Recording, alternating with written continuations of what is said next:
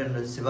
నమస్కారం సార్. కువైట్లో కష్టపడుతున్నాను తెలుసుకున్న చిన్న వీడియో సోషల్ మీడియాలో పోస్ట్ చేయంగా అది మన నారా లోకేష్ బాబు గారు చూసి చెల్లించిపోయి మన కువైట్లో ఉన్న ఎన్ఆర్ఐ మన టీడీపీ సభ్యులకి చెప్పడంతో వాళ్ళు కూడా ఎంతో కృషి చేసి ఈ ఇండియాకి నా భార్య బిడ్డల దగ్గరికి చేర్చారు. అదేవిధంగా మన మదనపల్లిలో ఉన్న మన ఎన్ఆర్ఐ గారు నా కుటుంబానికి ఆర్థికంగా సాయం చేసి నా కుటుంబానికి కూడా ఎంతో తోడుగా ఉండి నా కుటుంబానికి సాయం చేశారు.